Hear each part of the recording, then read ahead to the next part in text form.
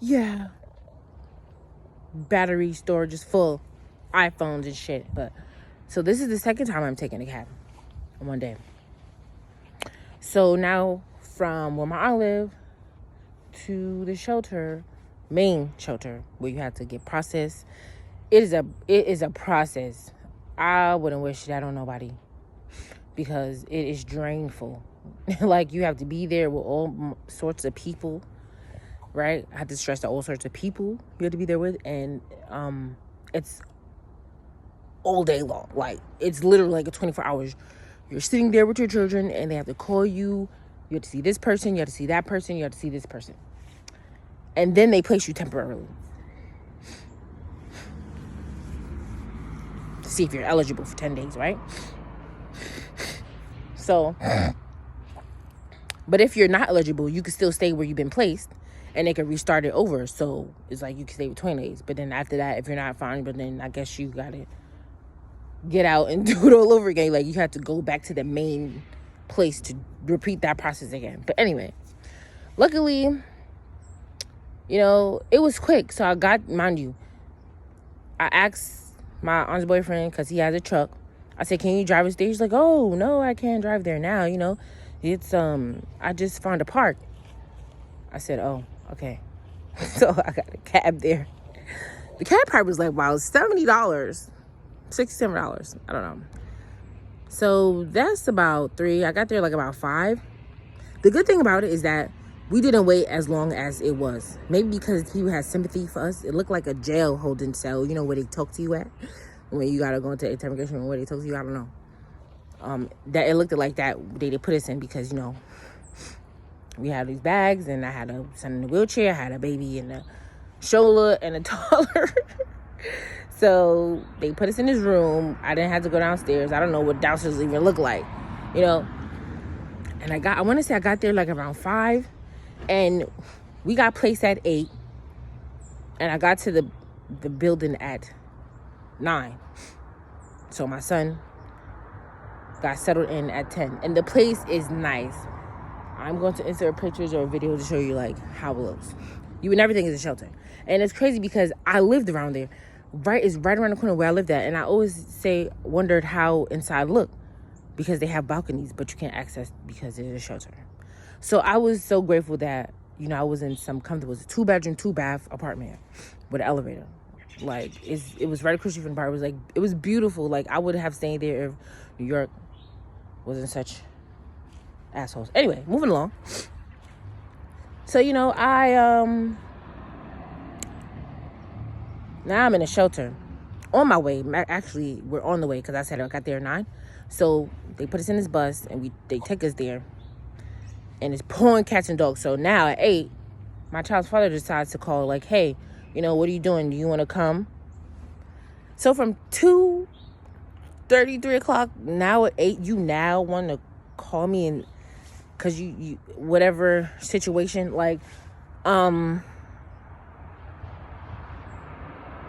I wasn't really answering nothing, you know what I'm saying? Because I know I was going somewhere. I was just on the phone, like, processing all this shit that has been happening. Right? Up until thus far. So, you know, I got to the place, as I explained to y'all. And then, what happened? I'm there. Everything is okay. So, mind you, you're not supposed to leave your children in the place by yourself, because that could cause a CPS case, right?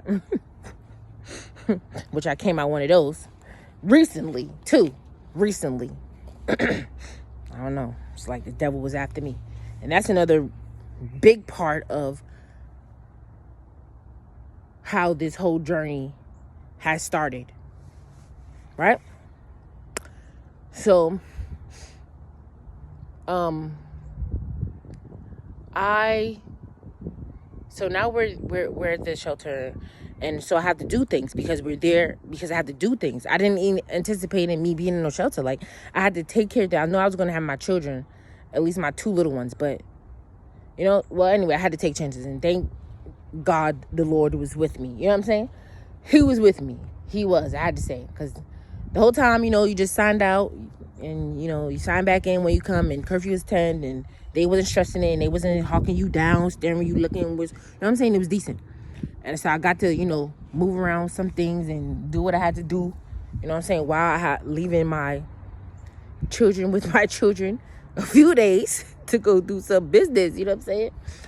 You know, one of them being is me had to pack up see what is left of my storage, you know, because while I was away, you know, due to CPS, my storage, my apartment with all my belongings, half of, you know, the landlord did some wicked shit, which also brought me through some saddening times. I don't want to say depression, because depression is a very sad word, but I was just distraught, you know. I cried because I like my things. It's sentimental things. There's things that I can never get back. You know what I'm saying? Like memories, pictures. You know, I cried about my clothes because I like clothes, and you know, my computers and gadgets and shit and things like that. But you know, documentations is just, anyway, going on, but I'm trying to blie, but so that's why. And it's a little chilly. So, you know, that's what happened. That's another aspect of why things went the way they went. Oh, look at the moon. It looks like it's half. It looks so far away. So, you know. So, I remember, you know, my best friend, she hit me up and like, hey, come let me take you out. We went out to eat. You know, I remember, you know, being that I had to start some paperwork. You know, I asked her because she has her doctors. I think she has a doctor's, or she's going for a doctor's. So, you know, she's very intelligent. And I was like, I need some help. Now, mind you, it may seem petty, but we left the dinner around 7. And she wasn't doing much. But you know what? It's fine. I'm like, okay, whatever you want, we could do it tomorrow. We could do it tomorrow. The next day came. She ain't saying nothing about helping me with the papers. So I had to ask. Luckily, I was, you know, in the situation I was in. And people that work there, you know, had to be qualified to work, you know, with clients. And they read and told me what I need to understand, because I really wasn't understanding, to get it done. So, you know, I was like, so I got, you know, I started that process or whatever. And so now it is time to leave. I am packing. I'm exhausted. It is the day before. So again, I know I can't sleep because I got like, I don't know, afternoon flight. Yeah, probably afternoon. Well, not that I can't sleep. It's just I have to pack. I thought I would be, so after I pack up my storage and see what I have salvaged, because somebody did it for me, and I took what I needed or what I could take with me. Yeah. So now my cousin called me, you know, how long I've been there, like 10 days, 14 days, whatever. She calls me and is like, hey, I need my money back. And I'm like, $50? Now, I was going to say, I don't got it. Here we again with no money. And I'm about to fly back home. Well, I have $100. $100 to get from my airport where I live at to my home, which I told y'all is an hour away, hour and 20 minutes, with my children. So the $100 I had to save. Now, I did have a check, but you know how checks are. It either clears in 2 days or whatever. Could be the same day, depending on the check. So I just was exhausted at that time. It's like I got beat the fuck up spiritually. Like everything was just, I just felt like everybody was just not on my side. I don't want to say against me, but everybody was just like, I felt like I was just getting fucked. Like, it's a bad feeling. Everybody that's close, in those close proximities that I mentioned, you know, it just felt like if they called on me, I would be there. without a doubt. You know what I mean? And I was just so hurt. However, so being I was so drained, I didn't even fight up and say I don't got it. I sent her the $50, so now I'm down to $50. So I'm like, how's this gonna work? At this point, I didn't even give a shit. Now, mind you, the night that I was packing, I thought I was gonna finish like at 2, 3 in the morning. No, I finished packing at 7 a.m. So now I try to lie down to like 12. Did I sleep? Probably not. So I got up, I called my friend like, hey, mind you, I have 5 of us. I have a baby bag and I got extra stuff. My suitcases, it was there. So I got 4 suitcases that go under the plane, and I have 4 carry-ons, and then I have like little bags. Right? Is that a red bird? So my homeboy, he took me to the airport with my 4 bags that go on the plane and 1 carry-on. So it was 5 bags, right? Because one of them had my son milk in it and it had to go through, right? Yeah. So now I just had to take our carry-ons, the stroller, my son with the wheelchair, and everything. So I told her, storage.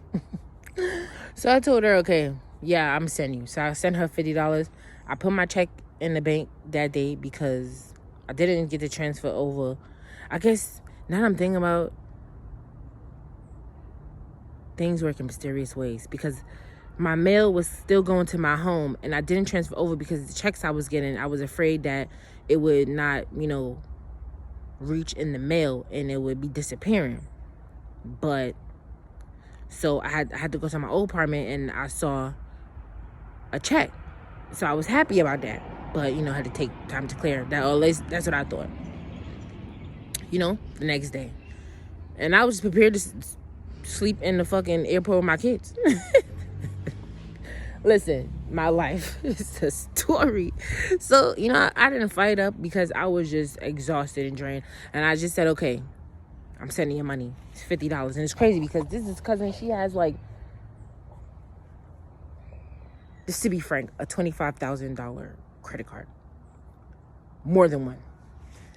And I feel like maybe it wasn't really intentional, but I guess she just tired of people fucking her, more like my other cousins. And so this is it.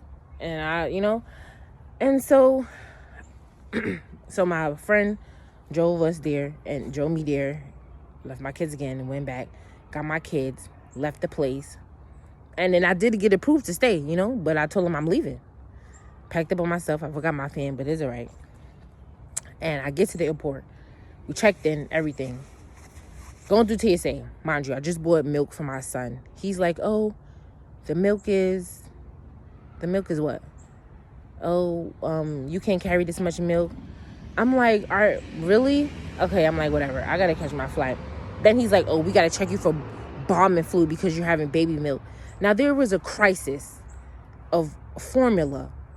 So there was no powder formula. There was only liquid. Like, do you not notice you work in TSA? So, so they checked me. That took more time. Then I had to walk all the way to 1000 Jesus Christ block, to the gate. I finally got there. And the lady's like, the door's closed. We cannot let you on. The pain of Arrow that I still feel the way I felt. Like, I could just feel that moment. Like, I'm fucking getting emotional now. Like, the way I was fighting, the things that I've been through, I just was like, I can't catch a break. Like, why? What the fuck is going on? Like, for real? I just stared at her face, and then I had to turn away and go sit down because I don't know how I was going to react. Was I going to scream and yell in the airport around all these people? Was I going to cry, burst out in tears? But I'm not a crier, you know what I'm saying? I more so get angry. I be hurt and then I get angry real fast, in the space of time. So I sat down and I just try to breathe, gotta collect my thoughts in my brain. Because I'm like, now we miss the plane. We didn't miss it sitting there, but we can't get on. So she's like, well, so I got up, I walked over there. And I said, Miss, I want to go home. Now, mind you, I wanted to stay in New York, but I had no more money. And even though the people who told me I'm good, it's just, I wanted to go home. I wanted to be in my bed in my house, you know? And so I just said, I want to go home. And I don't know if she felt it, but she said, we got a connecting flight that's going to leave over there in an hour or so. I could put you on there. It's connecting to, I forgot what it was connected to. And I said, okay. Now, I normally don't take flights connecting because with children, things can get lost, and I don't got time for that. But at this point, I'm tired. I am mentally tired. Okay? So, I'm over here. I walked over there with all his bags, and this lady just came. It was like she was the angel out of heaven. She's like, you have a lot of things. You need help? Yes, miss. Because normally I'm like, I'll do it myself. But yes, I need help. It was Southwest Airlines. They gave me 2 duffel bags. That's how much shit I had. You know, plus my 4 carry-ons. Man, they helped me. So I got to the destination, and then I waited. The layover probably was like 30 minutes, and then it seemed quick, and then I got to my hometown. Now, I'm here, I'm like, okay, I need a taxi. So I'm going back and forth. I'm like, damn, I need to find somebody that's going to take me, my 4 kids, and like my 12 piece of luggage. I'm going to enter that in the fucking photo, in the video too. And I'm just like, oh my God, how? So I know it's $90 to get to my house, and I'm just like, okay. So at this point, I got all my luggage, plus the luggage that came on the other flight that didn't let me on. I got my luggage, except for my baby's stroller. They couldn't find that. And now that I think about it, I think the Lord works a miracle out, because when I did find a caravan, I was shocked that the man packed up my son's wheelchair. I was 12. Yeah. I'm not getting another iPhone. Screw Apple. Soon get a computer so I could, I don't have one now because, as I said earlier, my belongings, half of my belongings were gone, and that's one of those belongings. So I have to get a computer to transfer my pictures to get more storage so I can free up stuff on my phone. Anyway, so as I was saying, before the phone just cut me off, that man packed up 12 suitcase and us. You know what I'm saying? And I told him, I was like, listen, I need 2 cabs, so we're going to be in this one, and then my daughter's going to be in one behind us, because, did I mention that my check cleared? Yes, my check cleared. So I got there at 1. No, I got there at 12, and it was like minutes to 1 a.m. when I found a cab. And I told him. He was like, oh. So I was going to split 2, right? 90 for him, and then, other 90. So it was like $200, which I only had $200. And I was like, I don't even give a fuck. I just want to get home in my bed, because after the mental strain that I just went through, I'm exhausted. And he said, oh, you could give it to me and it's fine. I said, you sure this could fit? And that Indian man made that shit fit. You heard? Oh, shit. He made it fit. I was like, wow, that's crazy. And I was like, $200? He just got $200? But I was like, you know what? Fuck it. I don't really care. I'm home. I have no money right now, but I'm home.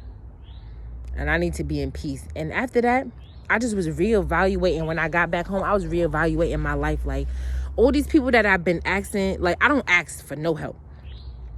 Anytime people ask me for help, I'll be like, okay, yeah, I could do it. Sure, when? You know what I'm saying? Let me tell you how grateful, how nice a person I am. And I don't even brag. You know what I'm saying? A new friend that I met, she was getting a new job. And she was like, damn, I ain't even going to get to take this job because I don't have no babysitter. I told her, you know what? It's fine. I'll keep your son. And, you could go to the interview or whatever. Or the class that she had to take. Now, I forgot that my son has an appointment. My son has appointments a lot, but I forgot he had an appointment. And I could have been like, you know what? Oh, I can't make it. I can't do it, because I just found out that, my son got an appointment, which is, I set appointments, a reminder the day before. And I said, you know what? He's just a kid. And I have a kid, but my kid's in school, so I could just take him along. And instead of me be telling her, like, I can't do it, I just took her kid and my son and we went to the appointment. And it was simple, you know what I'm saying? This is the type of person I am. I'm not going to tell you something to do it and don't do it. You know what I'm saying? And even if I can't do it, I will try to find a way to do it. But if I can't, I'm like, listen, I'm so sorry, but I don't like to do that. I don't like to tell people I'm going to do something and I don't do it. However, I was so mentally drained. And then I just was like, you know what? Fuck people. Fuck people. I'm exhausted. So I cut everybody the fuck off until my birthday. June, July, August. I think like around ending of August is when I start to come and talk to people. People was calling me, texting me like, Aisha, what's going on? How you doing? And I just was looking at the phone like, I think I'm about to change my number again. I didn't even want to fucking keep the phone on. I would have turned it off. Only reason why I kept it on is because my son, you know, his doctor, he was getting care set up over here. And his doctor needs to communicate and contact me. You know what I'm saying? That is the only reason. Because my kids was out of school. It was summertime. If my son didn't have no, you know, doctors and things that need to contact me, I would have cut the phone off. I wouldn't pay the bill at all. That's how just distraught I was. And that brings me to my conclusion of this phone is of how my journey started. Was that a cat? Ooh, scared the shit out of me. My awakening. And ever since then.